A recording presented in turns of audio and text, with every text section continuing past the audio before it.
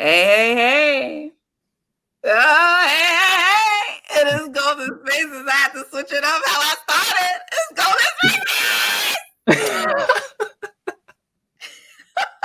Justin, why are you laughing, yo? What is so funny? Please. Vibes is up. I'm trying to do the intro for our show and you laughing. Anyway, like I said, it is Golden Spaces, y'all. An Odyssey original podcast with Justin and Nat. And I think y'all can tell and you can hear that the vibes are very good over here. They're better than very good. They're like next level immaculate.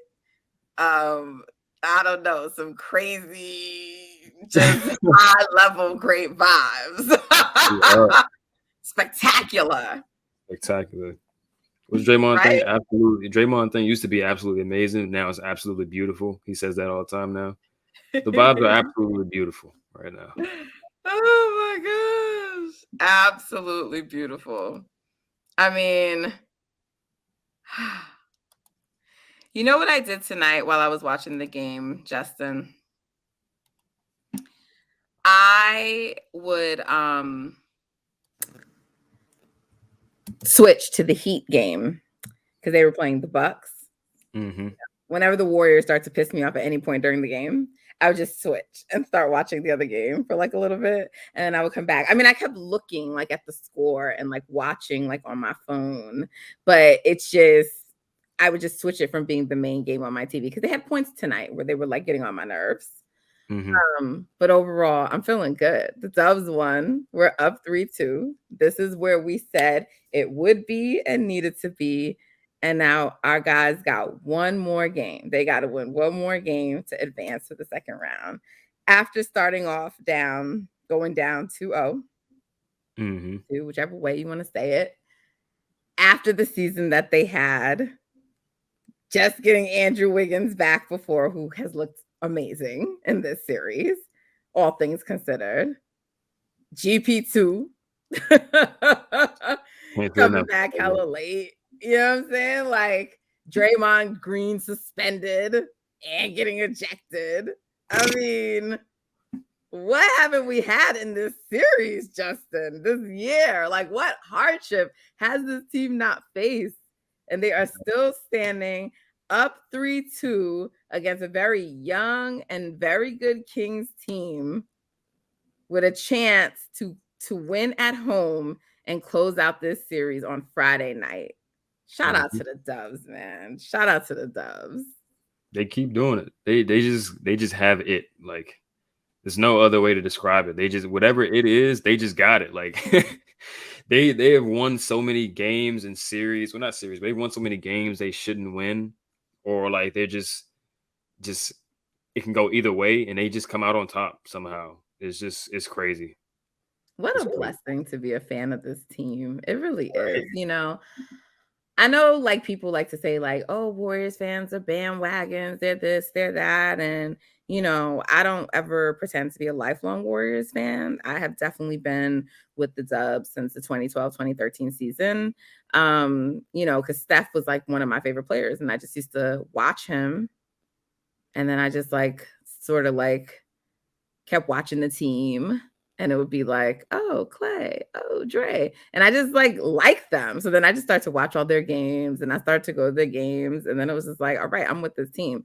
So yeah, it was like when they were coming up and trending up, but it was definitely before the championships. And I felt like I grew with this core, with this version of the team, you know? And so, but it's like, I never had that before in basketball. Like I used to always be jealous when like people were Bulls fans or people were Lakers fans, you know, because even with the Celtics, and I think everyone knows I say this, like I really like the Celtics. They're also like one of my favorite teams, but I wasn't around with the Celtics like in those early days. In fact, I hated the Celtics in the 80s. Like truly, I like the Celtics because Kevin Garnett is one of my favorite players. Like, you know, if you ask me my top 5, Kevin Garnett is always in it. So when he went to the Celtics, I started watching.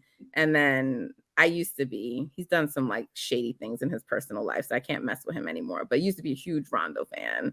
You know, I love point guards. On my list, I think Kevin Garnett is the only one who's not a point guard because I love point guard. So, they're just my favorite players. I love them. And so Rondo was like one of my favorite guys. So it was like, oh, KG and Rondo. So then I would just watch the Celtics more. And then I like the Celtics too. So, but I never had like one of those teams, like where people just like, or one of the guys, like even if you didn't like the team, I feel like everybody was like a Jordan fan. I hated Michael Jordan. I mean, I was a big Magic Johnson fan. And I guess you could say like, yeah, a lot of people liked Magic, but I wasn't a Jordan person. I wasn't a Kobe person. I wasn't a LeBron person, right? Like a lot of these guys that are like kind of more relevant now. I wasn't even that big of an AI person. And I actually went to Temple in Philly. And he used to be on my campus. He used to be up there with the car, and all the dudes would be around like, yo, it's AI, it's AI. And all the girls be like, oh my God, that's so cute. And I'm like, oh boy. Like I used to roll my eyes. I did not care about that man on any level. So I never used to care. Like I used to be like, ugh. I mean, I thought he was cute, but outside of that, it was just like, I don't know. I just never had like an affinity for any of those players. So like so I used to envy the people who had that, right? Because this is like everybody loved these like iconic players. I never felt like that about them. So it's like I felt good like with Steph, where it's just like he's one of those guys. I finally have one. I get to experience with like all those Lakers fans felt with like the Laker dynasties and all the Bulls fans felt. So I love it. I know it won't last forever. But it's just like it's amazing to be a part of it, like to be a fan of a team like this. Yeah, you summed it up perfectly. Like, not everybody gets to experience like what we get to experience, and as far as seeing this team come up from where they started from to come to where they are now, and they just keep delivering time and time again. Like when you think the dynasty is like on its last legs, they're just like, nah, like we still in this shit. Like the performance that they put on in that fourth quarter, like towards the end, they had some boneheaded plays, but they just make huge play after huge play. Like, and it's commonplace now. Like you just expect it, right? You expect it, but you're always surprised when it happens. You're always excited when it happens because it's not guaranteed that they're going to be able to keep doing this stuff, and they somehow are still doing it. So like, hell of a performance from those dudes. They always come through, and this is why we put so much faith into this team. That's why we say get to the playoffs healthy. Avoid the play in, and then somebody got to see them 7 times. They got to beat them 4 times. Like, it's hard to beat them 4 times because they do shit like this. Like what they just did tonight. It's hard to beat them 4 times. So we just gonna stick with them until it's over. Like, because it is what it is. On a night where, and even though you wouldn't know, because like as our title here says, Curry's 31 points leads Warriors past Kings to take 3-2 series lead. Steph had 31, but it wasn't a efficient Steph Curry, like pretty 31, but whatever. In the playoffs, you do what you got to do, you get it done. But he wasn't shooting the 3 ball that well, right? On a night where Clay was in foul trouble, and it's just like, but they find it. And Clay had 25, but it's like Draymond steps up big tonight, not just defensively, but offensively as well, right? Like, he hit a few threes, the shots at the rim were falling. He was a threat to score. And when he is a threat to score, whether he's actually even doing it or not, that opens up so much for this team, right? And so it's always about that core. It's always about that core. And then Andrew Wiggins is just solid. I mean, he's part of the core now. To me, in my opinion, he's part of the core. Mm-hmm. Even if you look at him as a bridge between the old core and into the new generation, he's a part of it. I mean, he's just been so steady and so solid. And then, of course, Looney, right? And just tremendous. Like, he's out rebounding Sabonis, and we talked about rebounds on this podcast. We'll get into that a little bit later, but I'm just saying, like, it's just, and even Jordan, him getting to the line, him attacking, right? Like, this is what we need from him. And he did it, even if his 3 wasn't really falling, and just, like, he does boneheaded things, but he also comes through for this team. He's won a championship. He's a championship, and he's bringing that pedigree to this, so just special performance and by them to like go in there, go into hostile territory, withstand the Kings hot little shooting streak to start the game, and Yep. then Harrison Barnes interrupting their run with all these free throws. They wanted to award him to get to the line. What was that, in the third quarter? Yeah, that shit was whack. Mad annoying. He was being mad extra too with stuff. I'm just like, I'm not feeling your energy. There was like one point, like he like did this thing to Steph or whatever, like tried to have like this kind of aggression. I'm like, Harry B, like, relax, Harrison. like calm down, yo. Was not feeling him all that much. So, I mean, and to me personally, I felt like I could tell that the Kings were getting rattled, right? Like they barking at the refs. They, you know what I'm saying? Like, because they just, once the Warriors took the lead, I don't know if they ever lost it again. I think it may have gotten tied or within one, but they just couldn't like get past them, and it was like they'd have some little runs and get close or within one or tie, but they just were never able to like regain that lead, and the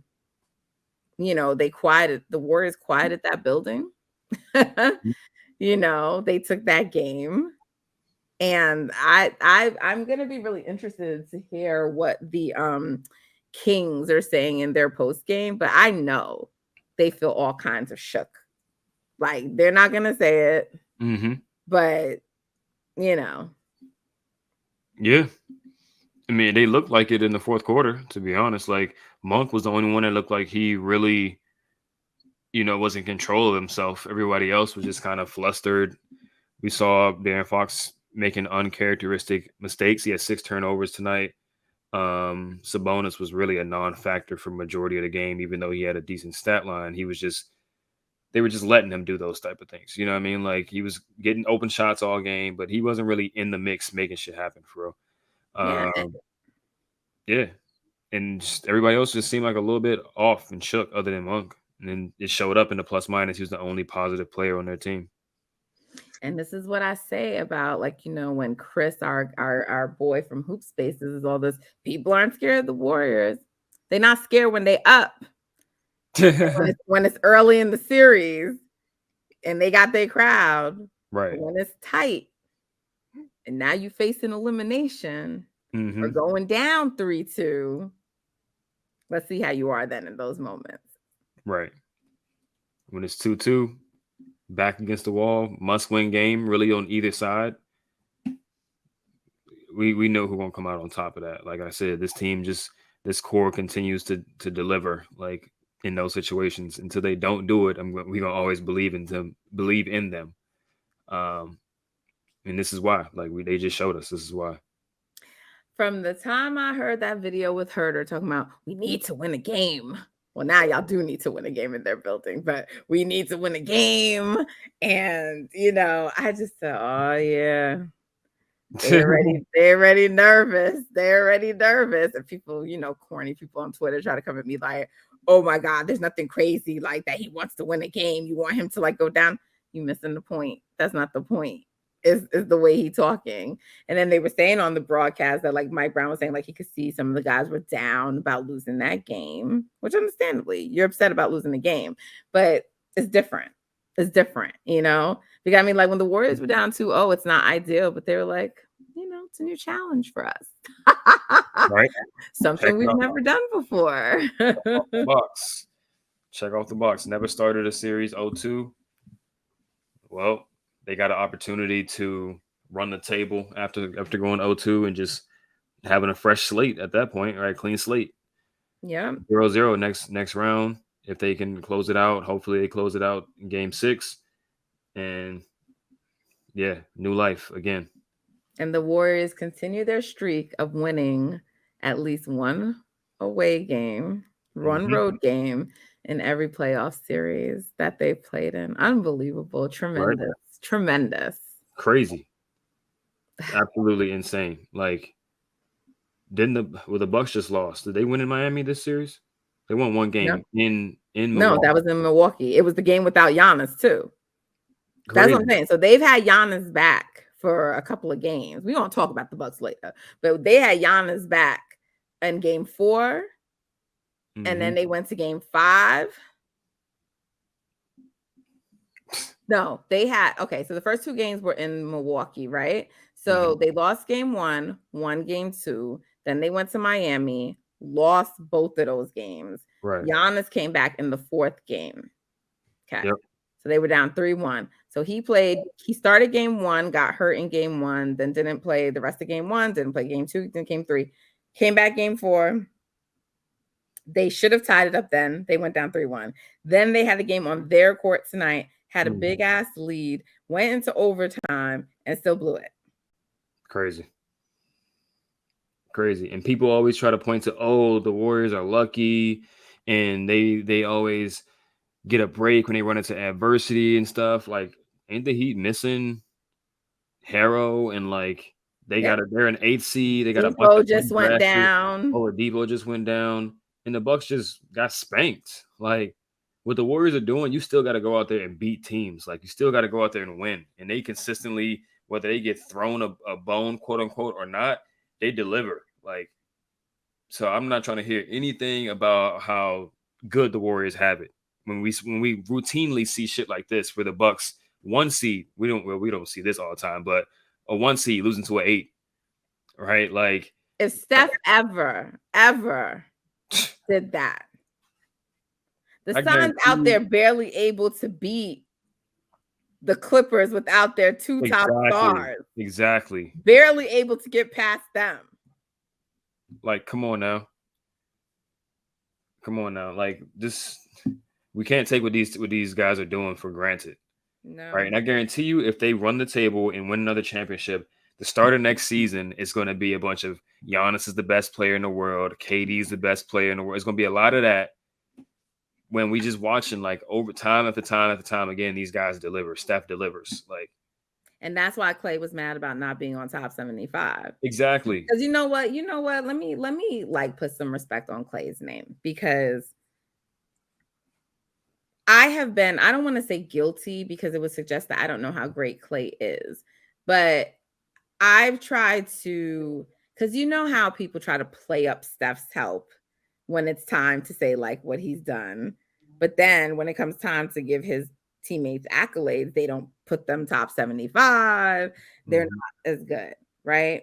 And I tried to say like, well, Chris Middleton, is that right? Yes. Okay, because I call him the wrong name sometimes. So Chris Middleton, I was like, yes, I get it. He's not as good of a shooter as Klay. And I do think Klay is the better player. But in terms of the help that he offers in the postseason to Giannis, it's comparable. And I said, especially because when you look at like Klay's, production in the postseason, Klay has been inconsistent sometimes in the playoffs, right? Like, we really got his best playoff run probably in 2019, and then he went down with injury, right? But if you actually look at like the output from them, right? Like what both players give, their stats are comparable, but Klay has these big moments, that just stands out and everybody remembers. So they act like, I was like, you're not getting game 6 Klay every game. Right. If he was that every game, he would be like, the Warriors would win a championship every game. I mean, every year they win a championship. Right. So, I had people telling me like, oh, you're being disrespectful. No way. And we won't have you put Klay Thompson in the same sentence with Middleton. Whatever. Like, I know the point that I was making, but I'm going to say this. Like, Klay Thompson ain't passing up no ball at the end of the series. That ain't happening. He gonna shoot that ball and take it, and we gonna live and die with him taking that shot. Facts. Rather than passing it up to Grayson Allen to not even get off a shot. Yeah. What is that? I don't know what that is. People championship medal. Right. They go for it. They're not afraid of the moment. They don't care if they're down. They're going to talk. Facts. They have pride. And they the ultimate, like you just said, they the ultimate shot callers. Like they the ultimate. We're gonna do this, and then they do Yes. it. You gotta respect it. Like it's literally just it's just hate if you don't like the Warriors. I get it because if you're a fan of the team that they've repeatedly beat, then you're gonna have some resentment there. But you gotta respect it. Like look at what they do. Like, like this is they call their shot and they hit it every time. You gotta respect that. Like, hey, And then they're just like so freaking entertaining. Highest right? ratings in how many freaking years? And The the Kings shots that want to they think it's hit, about them. It's not about y'all. It's not about y'all, Kings. like that shot that Clay hit in the corner, where they really just needed buckets down the stretch. Ridiculous, ridiculous. Like, come on, man. They I mean, deliver dudes have no fear when at they're out all. there. No fear. Nothing.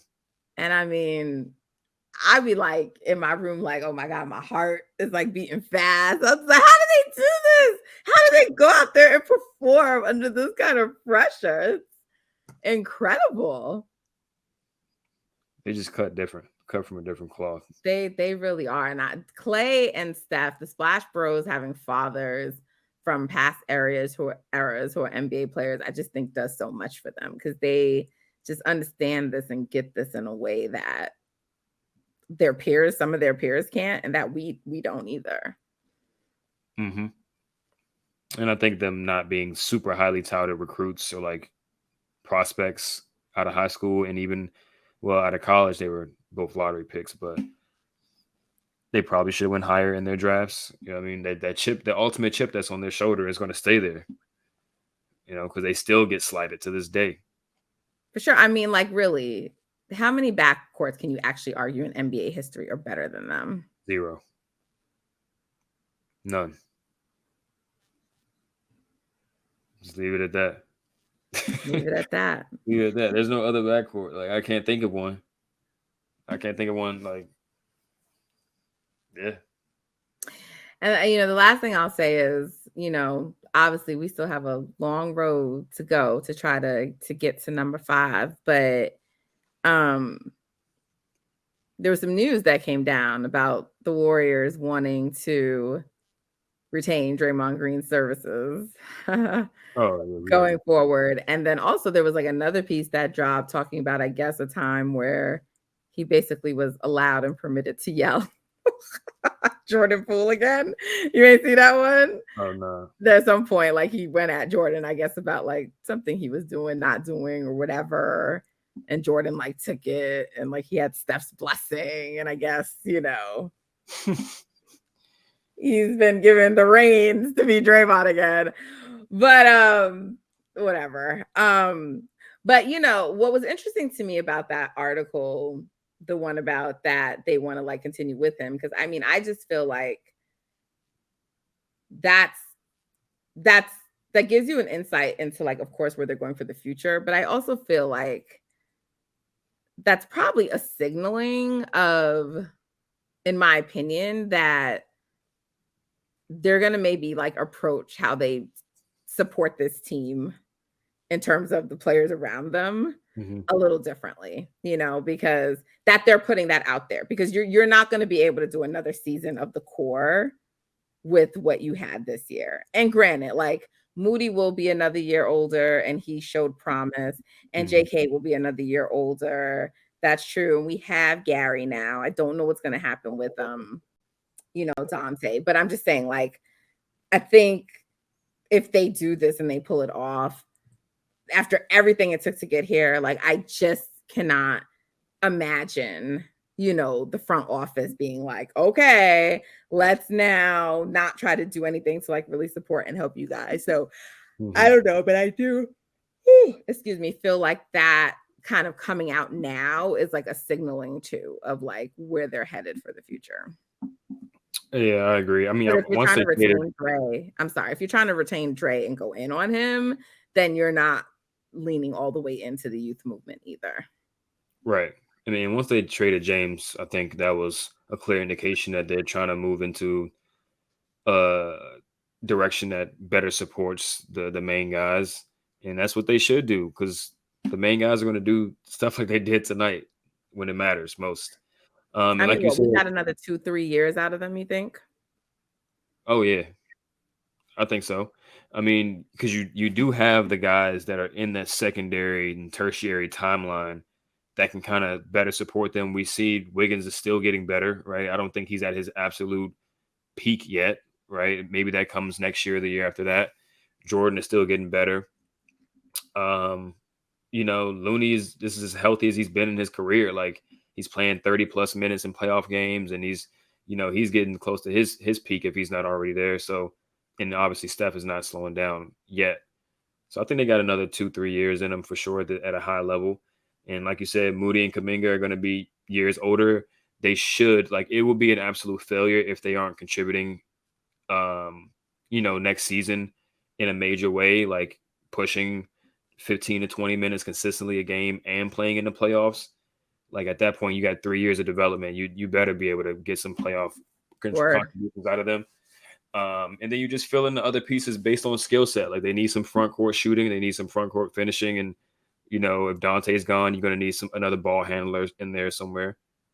But yeah, the formula is there. Like the formula is pretty simple considering they got so many pieces already in place and so many, skill sets that are already filled. So it's good to hear it because you don't want to go into the offseason not knowing like whether or not they'll be trying to keep Dre or not and all the rumors about that stuff. Like you got to keep this core together as long as you can, really, in my opinion. Yeah. I want to switch gears a little bit. Justin, so what did you think about this him having Dre come off the bench again? Like I was like, okay, but I didn't the only game to me it's paid dividends and was game 3. Like it hasn't really like it wasn't like bad in game 4, but it was like by halftime you had switched back to Dre starting again. And so when he did it again, I'm like, what is it that you're seeing? Like, I mean, conceptually, I get it. It gives you more space on the floor. You don't have Dre and Loon out there, but it's not because they had some turnovers. It wasn't paying the dividends and creating to me or having the impact to keep going to it. So I'm just curious what your thoughts were on it. Yeah, it was a little wonky to start. I think it's just like you said to keep the space on the court and play only one big at a time, and they just want to keep rewarding Looney for his play. So from that standpoint, I guess it makes sense to do that. But it wasn't really doing it for me. No, it's not. I'm just like, okay, like please don't fuck around in the next game. Just go with your guys. Now I do Go. think if Steph started a little bit more aggressive as a scorer himself, it could have, that lineup, I guess the plus minus of that lineup could have been a little bit better. But he decided that he wanted to get other guys going early, and that did pay off because Clay and Wiggins were pretty much in rhythm for the entire game. So that's just good leadership from him. But I'd be curious to see what they do at home because, like I said, you want to play one big at a time mostly. Like if they start Dre and Loon, I don't think it's the end of the world, but I do think Dre's got to get back in the starting lineup at some point. So we'll just see how they do it. Yeah, I mean, Clay was in foul trouble, so that probably prevented an even bigger Clay game, but we are now going to a game 6. But they're gonna want to close this out. So I kind of expect Steph to be going for the kill, Yeah, in this game. Like I expect an extra ultra aggressive Steph early. I do too. At home too, like they're gonna be having the energy of the crowd, ready to close it out. I definitely expect Steph and Clay to go for the jugular early.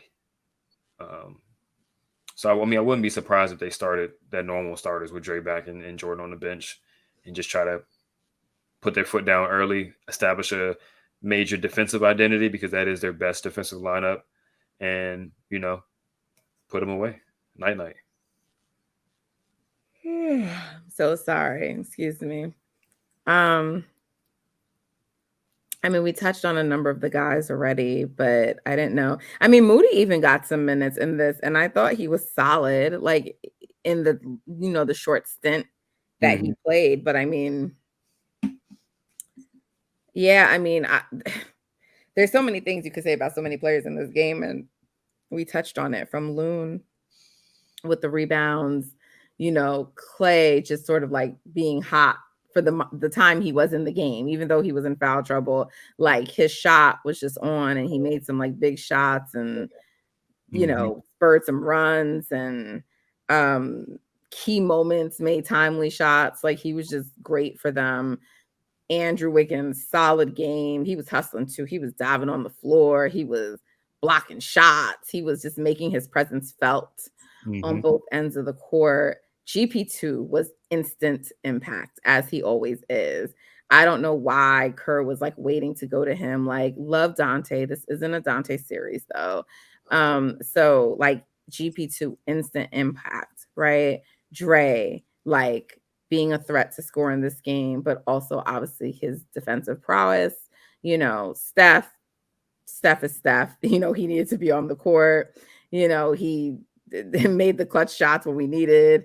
He closed. He did what he needed to do. He set up his teammates, like you said, to get them going.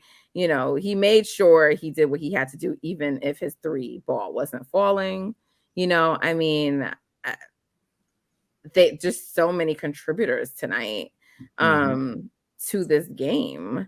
It was another great team win. Jordan too. I don't want to forget to like shout him out. You know, I loved what I saw him doing tonight. Like, yeah, he kind of, at least right now per game, he still kind of has like maybe one boneheaded play or whatever. But I mean, Hmm. he's really been solid in these last two games, like really helping the team. And a lot of it is by him attacking and getting to the line. So so many contributions from their key guys. Um yeah. Is there anyone who you specifically want to shout out or have anybody that really stood out to you tonight? I mean, they all did their part. Like you just said, went down a rundown. Looney rebounding, creating extra possessions. 7 offensive rebounds is huge. Gary, 4 offensive rebounds is also huge. 16 minutes, he was so productive in those minutes. He got a dunk, a few back cut layups. Obviously his defense made a huge difference. Um, yeah, like they just all did their thing. Like Wiggins, Mr. Do It All, Steph and Clay did their thing. And with Jordan, like his three didn't fall, but he was also just creating extra opportunities for his team as well by just being kind of like feisty on the defensive end. I was just about to say that the deflections, the swiping the Deflections, ball, the steals, skills. right. Yes. Yes. He And was that's a really way, huge tonight defensively. yeah, that's a way he can make a big impact defensively. Like he's not going to be the guy that's going to stay in front of somebody and stop them, but if he can, do a late double team and swipe at the ball as somebody's making a move and get a steal, or a team gets a rebound and they think they have a fast break and he just like shoots the passing lane and gets a steal that way. He can do that a few times a game and just create a little bit more chaos out there defensively, and it showed up. He had one block. I don't know who shot he blocked, but 2 steals and 1 block. That's huge. Right, that's huge especially for him. If he's going to be in that starting lineup without Draymond there, he's got to, be ready, be up to the task defensively, and I think he was. And then if his shot wasn't falling, but he also had 6 assists. Like that means he's just getting downhill and finding guys. He had a really good pass to Draymond when it looked like he didn't have anywhere to go, and he just threw a dime to Draymond. So that's what it's got to be for him. His baseline should be, solid defensively and just getting downhill, making plays, whether it's him scoring himself or just creating for somebody else. That pass to Draymond, he was definitely fouled, but that's a bonus. But I for sure thought that was about to be a turnover. And so when they made something out of it, I was like, oh, praise God. Praise God. Right. Um There was a few of those like, oh no, and then it worked out in the Warriors' favor plays. Did you see that exchange between him and Monk like before the game? And Monk is like, "Oh, so then guard me." Like you Yeah, can't guard him either. Like, what is this? Neither one of y'all can guard each other. yeah. Like, Just, stop it. It was just whatever. Um, yeah, the Kings players are starting to get on my nerves a little bit though. It's like, first of all, the broadcast is getting on my nerves because like when Monk had like yeah, fallen, that whole thing you two talking about, oh yeah, GP2 went under him. What Are you not watching the same game as me? Like GP2 did not go under him at all. Like he tried to like Right. avoid hitting him and just kind of clipped him, but like there was no under. Like don't even try to describe him as doing something dirty. Like he Mhm. was over there instantly to check on him to see what's wrong. And like literally they showed the replay in slow motion and that was your takeaway. I'm like, what are these dudes Yeah. watching? That was mad annoying to me. And then I was like, honestly, I know like I shouldn't be like that because yeah, he could have been injured, but I just knew he wasn't injured. I'm just like, okay, Mike, waiting for you to get up. Like, all right. And then he got up and he played just fine the rest of the game. And it's funny how they describe that play and almost hint at GP2 being Yeah, a little dirty. But when Malik Monk elbows Steph in the gut as he's running off that screen, it was, oh, there was no way he did that on purpose. I don't even know why they're checking for a flagrant.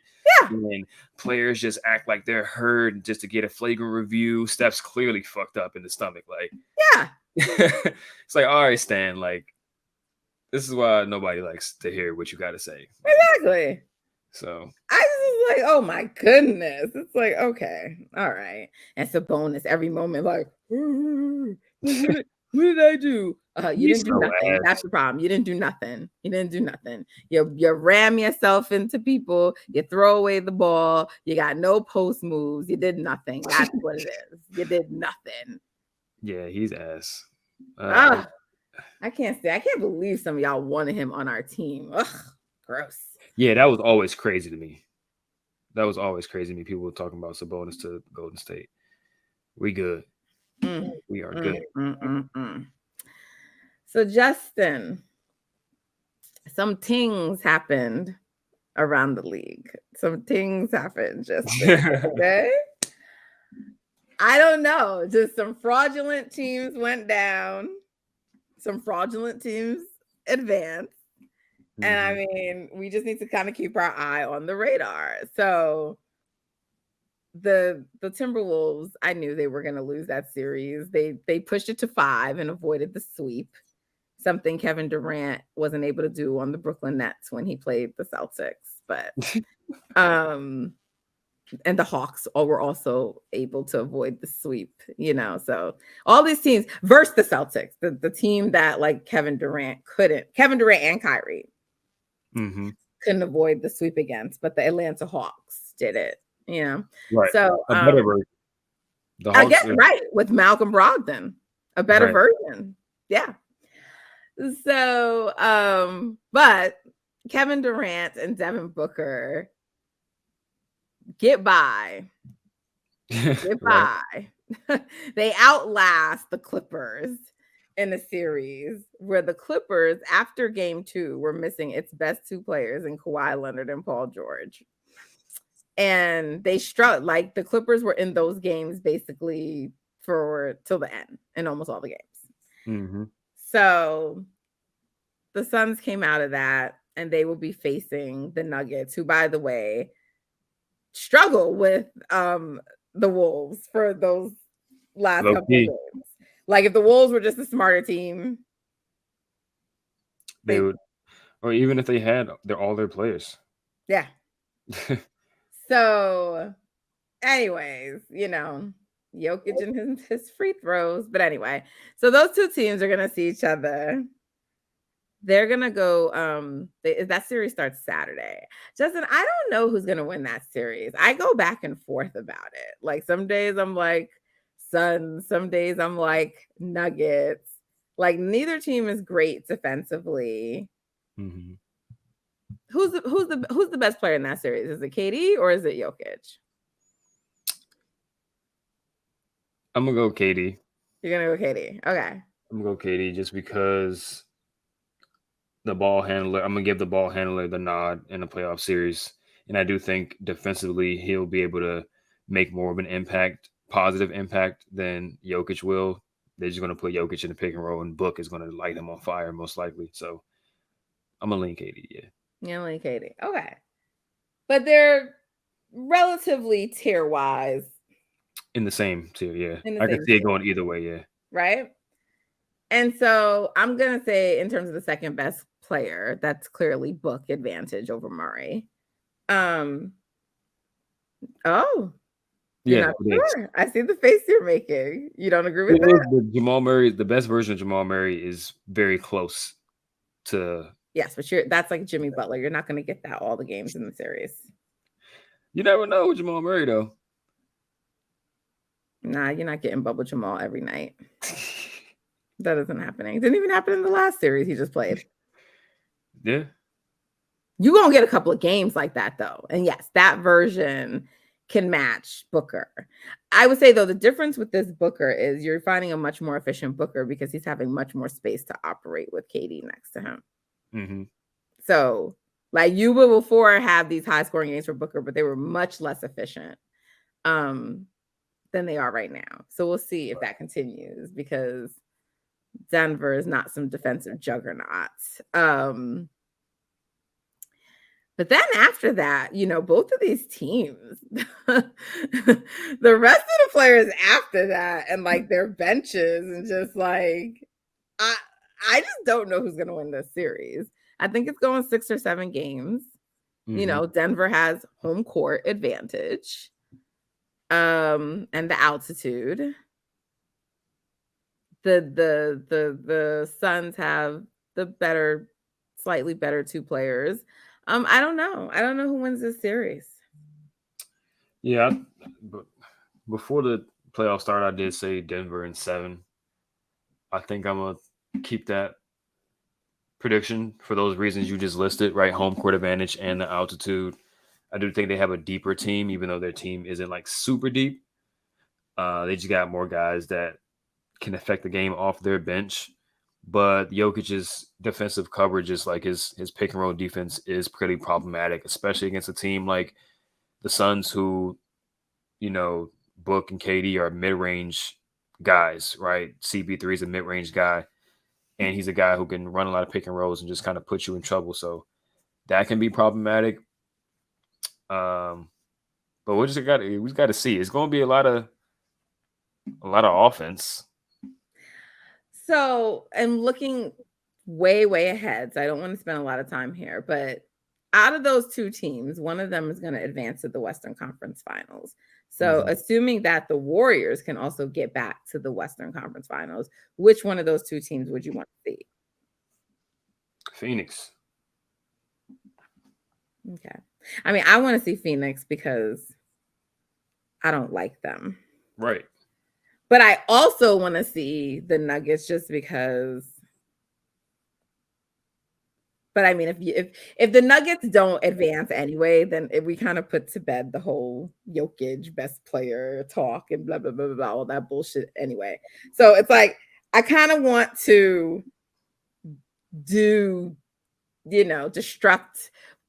destruction to both of them, but I just get much more pleasure and joy doing it to the Suns than I do Denver. But I'm just saying from a matchup basis, do you also prefer the Suns? It's 50-50. It's 50-50 on the matchup one because I do think as a team, the Warriors match up pretty good with the Suns. I think that's a series that more of our players will become playable in. I think Dante and Kuminga and even like Moody to an extent would be able to have more impact against the Suns. It's just like KD and Book are so good at making extremely difficult shots that even if you're playing good defense against them, they can definitely beat you 2 to 3 games in a series just off tough shot making. But at the same time, I do think defensively we match up pretty well with them. And the Nuggets, that altitude and it just get a little weird with the Nuggets. But their defense is just like food for Steph and for Clay and stuff. So I think there's advantages and disadvantages in both series. But so from that standpoint, I would just lean towards the Suns because I would just enjoy beating them more than the Nuggets. And you don't got to play in that altitude when you play Phoenix. So Gotcha. give me Phoenix. Okay. So then I'm gonna say Bucks Heat for last, although we talked about them a little bit earlier. But then you have the Lakers and Grizzlies series, and right now everyone keeps talking like it's Warriors Lakers next round. Right now, both teams are up 3-2. the Grizzlies won tonight, which we said they probably would. They went down 3-1, but they were going back to Memphis. So we both felt pretty confident that they would probably win and push it to 6, right? Mm-hmm. So I'm sort of expecting the Lakers to close it out in 6. But what if somehow the Lakers don't close it out in 6, which is what I want, because I want them to have a long series. That would be Going amazing. back home to Memphis. That would be crazy. Memphis is a really good home team. LeBron That's has a never lost. 50-50 to me at that point. Yeah. LeBron has never lost in a game 7. And yeah, I would love to see that. I would love to see, I hope Bane and Kennard can catch fire and stuff like that, just to make things a little weird for them. Like, They need to bench Brooks. Yeah. I Like, don't understand what's still happening. Yeah, just play him in like 5 minutes spurts, if that. Like, they had that major run when they had Aldama and they had Kennard in there because they got shooters all over the court. Guys, you got to play. You got to respect. Yeah, so I would just play them a little bit less. I think that's their best shot. I told people as these games, when we were looking at the schedule, I said, as those games start to just be every other night at the end of that series, that's when it could start to affect the Lakers because they're older or their stars are older. We know 80's body doesn't necessarily hold up. They're traveling from Memphis to LA. Yeah. The Grizzlies are younger. So, yeah. We'll see. I'm rooting for 7 games and chaos. But the way they were rolling around, walking, talking, acting like they got it just would be pretty crazy if they end up losing to the Grizzlies. That would be sweet. But we'll see, though. We will see. I expect the Celtics to close it out in Atlanta. And that game, I believe, is tomorrow night. We'll see. But the Hawks, you got to shout out to them. The players said Trae Young is the most overrated player in the league. And he pushed the Celtics literally on his own to 6 because DeJounte Murray went and got himself suspended for the game because bumping into a ref or whatever he did. And so Trae literally just emptied the clip, like all kinds of inefficient, didn't care. But that final shot he took to win the game, Justin, that was a gutsy fucking shot. Like when I saw him going to take it, I'm just like, this guy will never learn. Like, what is he doing? And then that shit went in. Went in. Ice Trae. Oh my God. That's wild. Yeah. When he's on, he's on. I mean, but I guess he wasn't really that one, but he one of those players just can do certain stuff that it just puts you on your heels. So interesting stuff happening out east. It is, because a lot of those series started off like really boring and really like blah, and then the Hawks made it a little interesting. Now if they somehow force it to a game 7, I still think the Celtics win this series, but now you've just played extra games unnecessarily. You play with your food, and when you play with your food, things happen. So get it together, Celtics, because I'm still calling a Warriors Celtics rematch in the finals. The other thing too is they gave Embiid extra days of rest, which he needs, right? So Sixers fans were looking for them to extend that series because they just waiting. They done. They done swept Brooklyn, and now they just waiting. Yeah, I mean, I think they're gonna lose the Celtics anyway, but I do too. But they definitely would lose if they don't have Embiid and he's all hobbled or can't start the first 2 games. So you just missed out on a chance because like you had like an opportunity, to get Embiid like hobbled, which brings me back to injuries. Like, did you see this bullshit that the Kings were like leaking to the media or saying? Chris Haynes is reporting like they think the Warriors are going to try to swipe at Fox's. Like, bro, it's basketball and you got to play defense. Like, yeah, his finger's going to get hit. Like, just in the natural course of the game. What are we doing? Right. And then he got he re-aggravated it late in the game from him swiping at the ball. when he was on defense, not somebody else hitting him in the hand from the Warriors. So just be a lot of weird shit going on when it comes to the Warriors and in the media and how they try to talk about the team. Yeah, everyone's like, let's see what Draymond's gonna do. I'm just like, bro, every person may hit that finger. Like, you can't try to avoid someone's finger on the basketball court. That's stupid. Like, what are we even saying? These are dumb things. I don't understand. Yeah. And then finally, the Miami Heat. You can take your little victory lap because you're a Jimmy guy. I'm not. And so Jimmy Butler came through and he led the Heat to a victory over the Bucks as the 8th seed, Justin. It's one Crazy. of the few times in history that the 8th has beat the 1. And yeah, I'm giving them full credit for this. Like, this is not I don't want to hear nothing about Giannis being out. Giannis came back when they were down 2-1. Mm-hmm.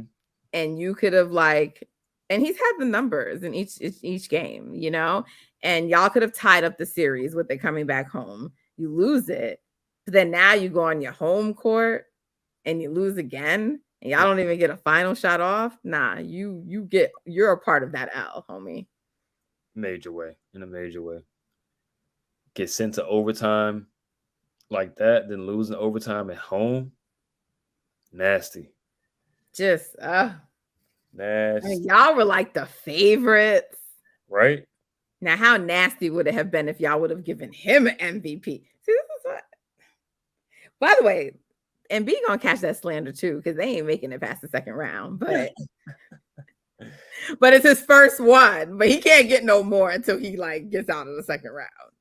Yeah, facts. So a lot going on around the league, Justin. But one thing is our Warriors are sitting pretty. They are sitting pretty. Mm-hmm. Yep, job not finished, but get it done on Friday. Then hopefully Memphis extends their series that same night. I think they play Friday as well. Mm-hmm. So now because then we got to play earlier. I don't think the Warriors are supposed to play so early.